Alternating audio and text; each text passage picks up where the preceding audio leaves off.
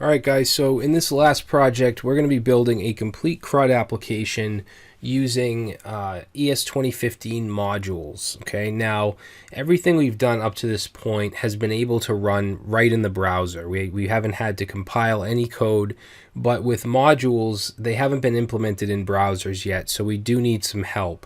So we're going to use the Babel Webpack starter kit that I created that I have on GitHub here.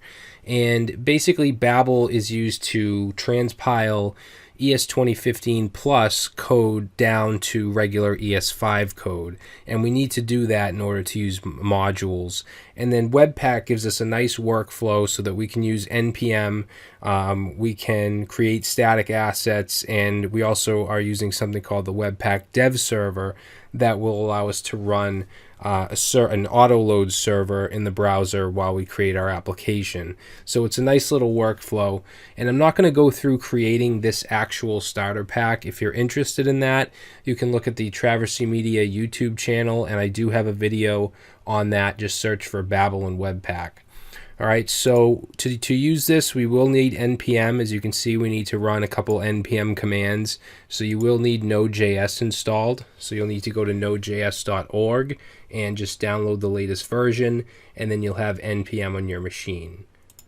Now if you're on Mac or Linux, your standard terminal should be fine, but if you're on Windows, I would suggest not using the standard Windows command line, which is the cmd, which is this right here. I would suggest using something like git bash. Okay, that's what I would recommend, and you can get this from git-scm.com if you just go ahead and download and install it. Alright, now I already have Node and git bash installed, so I'm not going to go through that, but they're both very simple to get up and running. So what I'm going to do now is just create on my desktop a folder called Microposts. That's going to be the name of the application we create. And then what we want to do is get the files from that GitHub link. So it's github.com/bradtraversy/babel_webpack_starter.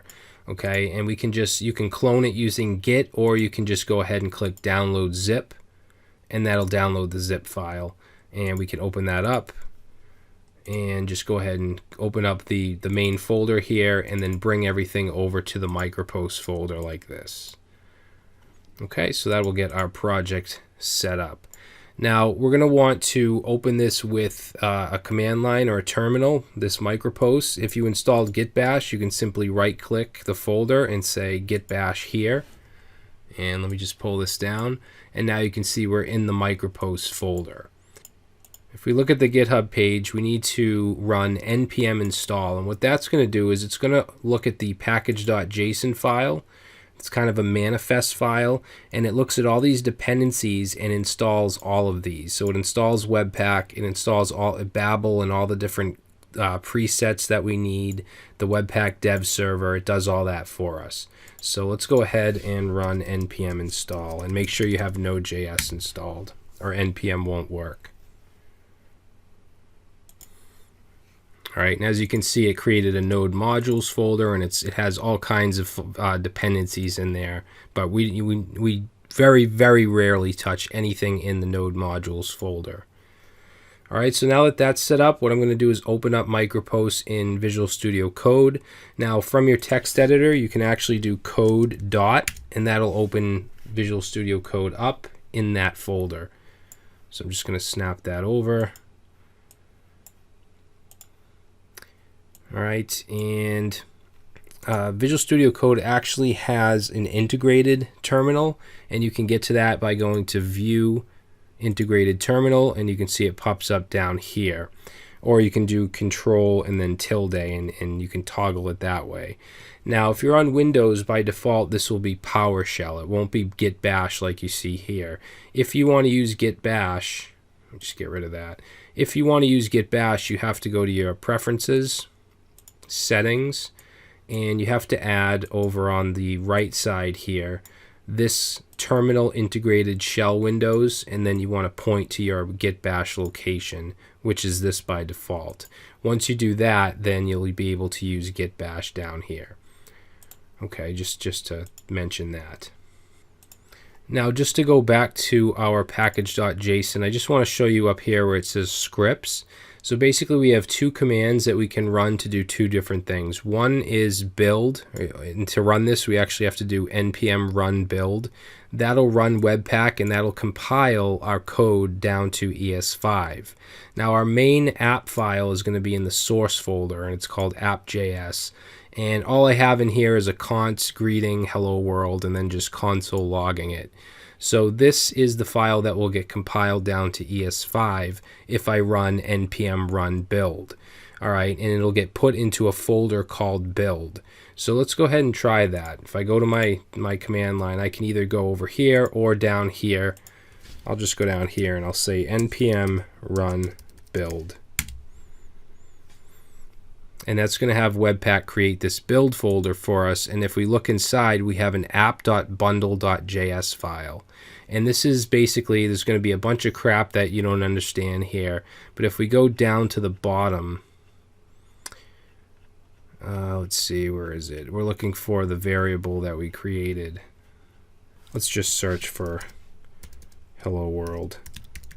All right, so right here, so you can see that this is var greeting. Even though in our main file we use const, it got compiled to var because var is ES5.